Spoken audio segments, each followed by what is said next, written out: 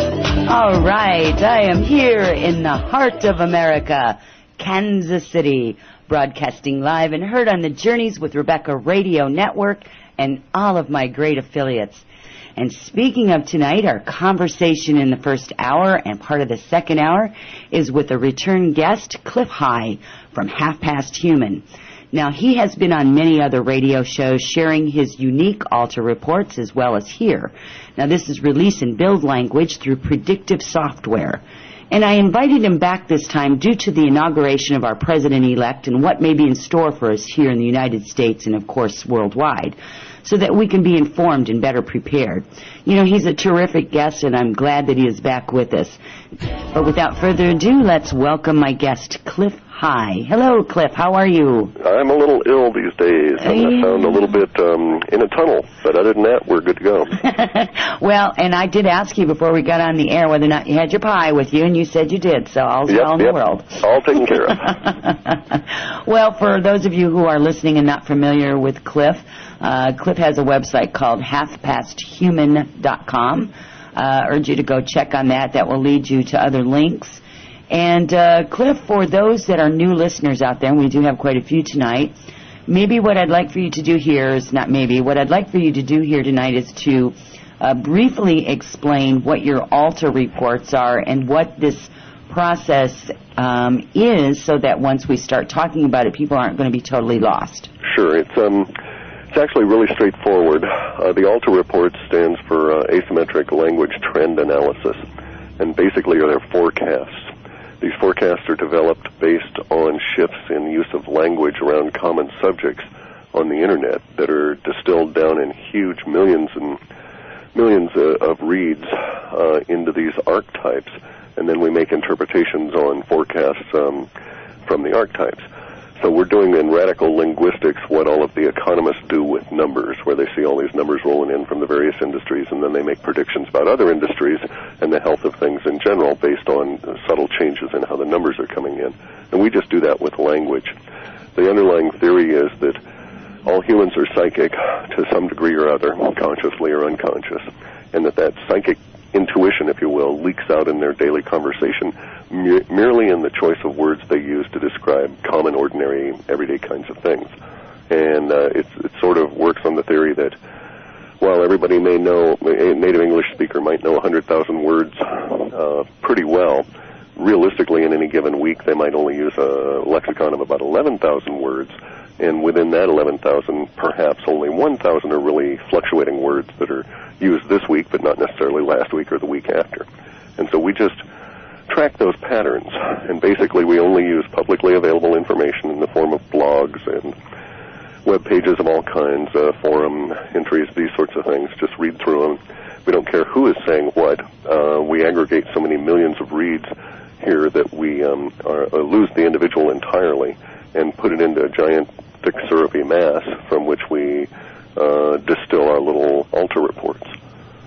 Well, that's an absolutely excellent description there in a nutshell, because you've done some interviews in the past, Clif, that have really gone into some really extraordinary detailing on where this all came from, how you got it all started. So for people that, you know, would like to, you know, further investigate how this all came about, there's a lot of information out there on you. And sure, you can just go to YouTube and pick up some of the older shows and get a much greater in-depth explanation, and we need not waste the airtime now. Absolutely.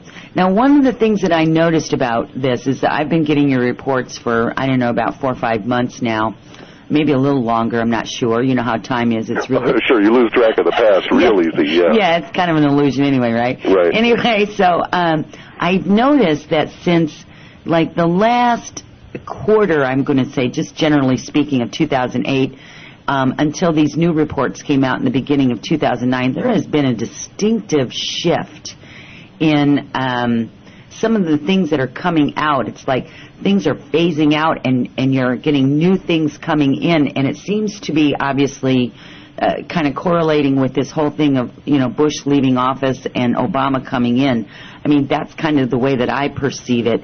And obviously the change is going on, and Obama brings changes because we're 8 years leaving an 8-year cycle here in the United States with having just one president, you know, and all the things that he's created and and the things that he's done, we're just going to leave it there. Anyway, and we just got your report today, and I haven't had a chance to get through all of it, but one of the things that really kind of set for me is talking about the emotions that's coming through on this. And so I'm going to kind of let you get us caught up to date just a little bit, beginning in the January when the Alta report came out, and some of the highlights, and then we're going to kind of get into some of the other things that's come forward, because, man, this thing is going out to like 2018 and stuff. It's crazy.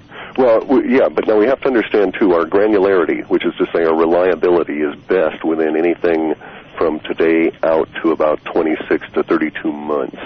Beyond that, the number of data points we have to make projections falls radically as we move forward. Sure. So the projections beyond 3 years are vague and tenuous at best, just very broad brush sketches. We don't have any kind of details at all. Whereas sometimes we get amazing amounts of detail on something that's going to happen, say, 3 days from now, that sort of a deal.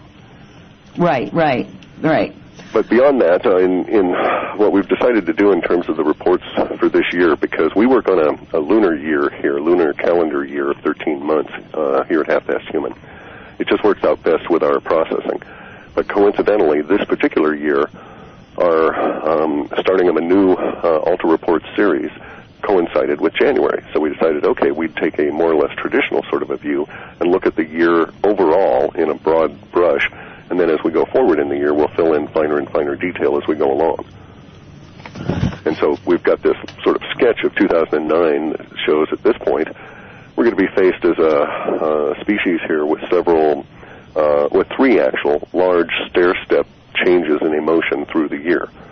So at the moment, we're at the very tail end of a release period which began October 7th, and it was the longest of last year. And it was the longest release period we'd ever seen develop in our work, and was very extraordinary. Now we're getting back into the more normal rhythm of things where it's up and down, up and down, up and down, although admittedly it's not as chaotic as it has been in the past, and we're looking at only three very broad steps with smaller steps composing them. Sort of makes sense? It does to me. Okay. And honestly, I think it does to those that are listening as well. I mean, it's just going with the flow. So I'm going to let you continue on. Okay. The release period we're in now technically ends on February 14th, and we go into a building tension period. And we can conceive of the difference between building tension and release of tension in the way language is used. And if you're in a situation where you're in a building and there's anxiety in the air, people's language suddenly starts changing when people say they might sniff smoke or something, and they're not really sure what's going on. It's at a preconscious level, and their language shifts. They get a bit tense. That's building tension. But when someone actually shouts fire and then everybody starts screaming and running for the elevators, that's release language. Right. And that's a crude example. Oh, it's a good one, though. It's good. It gets your attention. Yes. Right. So anyway, we're about to go into building tension, where we're going to live with some level of anxiety and try and cope with it and try and understand what's going on. And this will go until about March something there. I'll get the exact date here in a minute. But it, coincidentally, within the period we're at now, the release period ending in February 14th is coincident with sort of a largest drop at the end here, which starts on January 26th, 6 days following the inauguration. So as you pointed out earlier, 2009 is, for us, here at Half Past Human, it's a year of transformation. Transformation being the ultimate in change that changes the changer itself, so to speak. And this year it's coincident that, well, we have a new administration in. I'm not saying that there's any kind of causal relationship, because I believe all the changes would be here regardless of whether we have a new administration or whether we'd simply reelected the old administration. Nonetheless, all the changes would still exist. But we're now going to be able to go through it sort of with fresh eyes, if that makes any sense. Oh, absolutely perfect. Okay. I don't really know that there's much point, but I can give you a quick overview. We have building tension from 15th of February that goes to about the March equinox on the 21st. We have another release drop from the 21st of March that goes to almost the solstice on the 21st of June. Then we have a small building tension period, almost a plateau really, not much rise, that runs to about midsummer, August 11th or so, and then there's another largest drop that goes down until just past the equinox and into fall. And then the rest of the year is kind of a little bit choppy in a general up fashion. So yeah, and that's what you've got there in the graph in this Alta report. Right. Yes. Mm-hmm. And so that gives you a broad overview of the year. We've got a couple of largish drops that are coincident with spring and the majority of summer.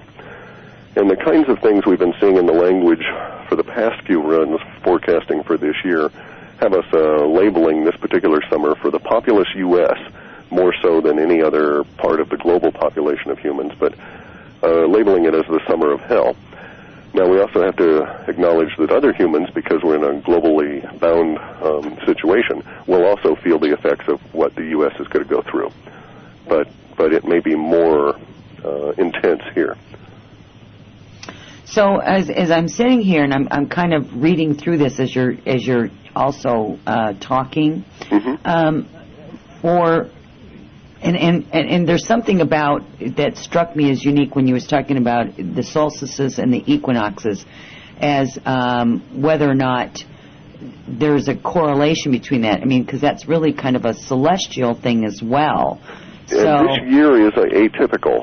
In the same way we got that strange release period that started on October 7th last year, this year we seem to have a coincident, meaningful perhaps, link up between our up and down in the release and the building tension with the celestial, with the precession of the equinoxes.